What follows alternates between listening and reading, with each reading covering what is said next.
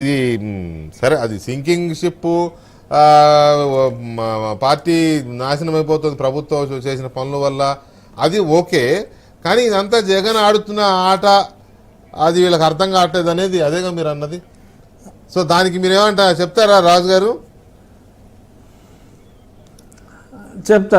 ఇప్పుడు శ్రీనివాసులు గారు చెప్పినట్టు పార్లమెంట్లో మేము ఏ రోజు కూడా స్పెషల్ కేటగిరీ స్టేటస్ గురించి ఆ సోకాల్డ్ పార్లమెంటరీ పార్టీ లీడర్ మనం దీని మీద గొడవ చేయాలి అని ఒక్కసారి కూడా చెప్పిన పాపాన పోలా. ఇప్పుడు కూడా పార్లమెంట్లో ఒక్కసారి మా వాళ్ళు ప్లైకార్డ్ పట్టుకుని నిరసన తెలియజేసింది ఎప్పుడంటే, నన్ను డిస్క్వాలిఫై చేయమని 1 సంవత్సరం అయినా సరే డిస్క్వాలిఫై అవ్వలేదని 2 సంవత్సరాల క్రితం ఒకసారి ప్లైకార్డ్స్ పెట్టుకుని గొడవ చేశారు. రఘురామకృష్ణరాజుని డిస్క్వాలిఫై చేయాలి, రఘురామకృష్ణరాజుని డిస్క్వాలిఫై చేయాలి అన్నారు తప్ప స్పెషల్ కేటగిరీ స్టేటస్ కోసం ఎప్పుడూ కూడా బోర్డు మా వాళ్ళు పట్టుకోలేదు. ఇది నిజం. సో శ్రీనివాసులు గారు చెప్పిన దాంతో నేను ఏకీభవిస్తున్నా. తర్వాత ఇంకోటి కూడా అన్నారు, ఏంటి, ఎప్పుడు అసలు మేము అడగకుండా కూడా వీళ్ళు ముందే అన్నిటికీ మద్దతు ఇచ్చేస్తున్నారన్నా మీ వాళ్ళు అని చెప్పి అన్నారు. ఇది కూడా పచ్చి నిజం. అసలు వాళ్ళు బిల్లు పెడతాం ఆలస్యం, మేము చేతులు ఎత్తేయటం ప్లస్ మాట్లాడేటప్పుడు కూడా ఏదైనా ఎప్పుడైనా మాట్లాడినా ఏదో చిన్న సవరణ లాంటిది ఊరికే ఏదో బిల్డప్ కోసం ఓ మాట అంటాం తప్ప హోల్హార్టెడ్లీ వీఆర్ సపోర్టింగ్ ద బిల్ అని అన్ని బిల్లుల్ని మేము సమర్థించడం తప్ప ఏ ఒక్క బిల్లు మీద కూడా మేము అపోజ్ చేసింది ఈ 4.5 సంవత్సరాల చరిత్రలో లేదు అన్నది నిజం. అలాగే 25 సీట్లకి 25 ఇస్తే స్పెషల్ కేటగిరీ స్టేటస్ సాధిస్తాను అని గట్టిగా అరిచి మరీ చెప్పిన తర్వాత అప్పుడు పాప ముఖ్యమంత్రి గారు కళ్ళు తెలేసి ఏమన్నా అంటే నాకు అడిగిని ఇచ్చారు కానీ వాళ్ళకి నేను అనుకున్న దానికన్నా ఎక్కువ ఇచ్చారు కాబట్టి మరేం చేస్తాం, ఈసారి అయినా భగవంతుడిని నాకు అడిగిని ఇచ్చి వాళ్ళకి మటుకు నాకు వచ్చిన సీట్లు కరెక్ట్గా షార్టేజ్ పెడితే నాకు రావాల్సింది నేను సాధించుకోగలుగుతానని చెప్పి ఆయన బేలతనంతో చెప్పారు. సో కాబట్టి అది కూడా ఆయన చెప్పిన మాట తప్పారు. జనం అయితే మాట తప్పలేదు. అతను 25 అడిగితే ఆల్మోస్ట్ రాజ్యసభతో కలిపి 32 ఇచ్చారు. అయినా సరే ఏం పీకలేకపోయాడు ఆయన. కనీసం పీకపోయినా పర్వాలేదు వెంకటకృష్ణ గారు, కనీసం మాట్లాడలేకపోయాడు ఆయన. అది దురదృష్టం. అసలు మాట్లాడలేకపోయారు. సో ఇక ఆఖరి కామెంటు, బస్టాండ్లో బఠానీలకి నేనేం చెప్పలేను కానీ, ఎందుకంటే ఎవరి పనులు వాళ్ళకు ఉన్నాయి కాబట్టి మరీ దారుణంగా బస్టాండ్లో బఠానీలు అమ్ముకోవాల్సిన అవసరం లేదు. ఆ ఒక్క విషయంలోనే నేను మా ఎంపీలందరి తరఫున మా శ్రీనివాస్ అన్నతో డిఫర్ అవుతున్నాను తప్ప మిగిలిన అన్నిటి గురించి నేను సంపూర్ణంగా ఏకీభవిస్తున్నా. అలాగే రామకృష్ణ గారు చెప్పింది, ఆయన ఏం మాట్లాడినా ఎప్పుడు మాట్లాడినా కన్స్ట్రక్టివ్గా ఉంటుంది.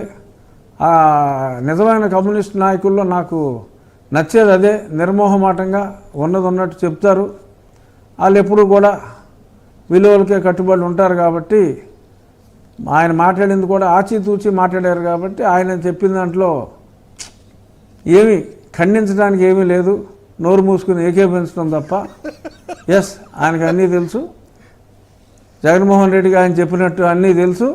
ఆయన ఎలాగో దుకాణం సర్దేసి పనిలో ఇలాగా చేస్తున్నారు అనేది ఆయన మాటలో డెఫినెట్గా విశ్వసించదగిన మాటలో ముందుగా మైండ్ గేమ్ ఆడారని చెప్పారు. కరెక్ట్. వై నాట్ 175 అని చెప్పి ఆడారు మైండ్ గేము. తర్వాత అప్పుడు కొంచెం ఎలక్షన్లో ఈ ఓట్లు, దొంగ ఓట్లు ఇవన్నిటిని కూడా మేనేజ్ చేసుకున్నారు. కానీ ప్రతిపక్షాలు ఈ రకంగా బాగా శక్తి పుంజుకుని మరి చంద్రబాబు నాయుడు గారు ఎంత తొందరగా జైలు నుంచి బయటకు వస్తారని కూడా ఎక్స్పెక్ట్ చేయలేదు. వచ్చిన తర్వాత మరి ఆయన సరికొత్త మరి ఉత్సాహంతో మరి పనిచేయటం, ఈ దొంగ ఓట్లు ఎవరినైతే తీసేసారో వాళ్ళందరూ కూడా మళ్ళీ తిరిగి ఉన్న ఓట్లు తీసేస్తే కూడా చాలామంది తిరిగి ఓట్లు తెచ్చుకోగలగటం, ఈ పరిణామాలతో బిత్తరపోయి మరి సర్దుకుందాము అని ప్రయత్నం చేస్తున్న మాట. దుకాణం సర్దేద్దాం, వెళ్ళిపోయేటప్పుడు నీట్గా మరి ఇంకేమన్నా ఆయన ఊహల్లో అనుకున్న దానికి ఏమన్నా షార్ట్ ఫాల్ ఉంటే అది కూడా సర్దుకునే ప్రయత్నం చేస్తున్నారేమో తెలీదు. ఒకటి మటుకు సత్యం, నా ప్రస్తుత పార్టీ అతి దారుణంగా ఓడిపోబోతోంది అనేది నిజం వెంకటకృష్ణ గారు. మొన్నటిదాకా 30 అనుకున్నాం, మరి ఇప్పుడు ఆ షర్మిల పార్టీ అంటే షర్మిల తను కాంగ్రెస్ పార్టీలోకి రావటం, మరి తనని అధ్యక్షురాలుగా షర్మిలని చేసినప్పుడు డెఫినెట్గా ఒక 5-6% ఓట్లైనా 1% నుంచి 6%కి పెంచుకోగలిగితే వాళ్ళకేం కమ్యూనిస్ట్ ఓట్లు రావు, తెలుగుదేశం ఓట్లు రావు. ఏదైతే కాంగ్రెస్ పార్టీ నుంచి జగన్మోహన్ రెడ్డి గారు లాక్కెళ్ళారో అయ్యే ఓట్లు వస్తాయి కాబట్టి ఇప్పుడున్న ప్రతిపక్షం ఓట్లకి ఏమి ఇబ్బంది రాదు. సో ఆ ఓటమి మరింత పెద్ద ఓటమిగా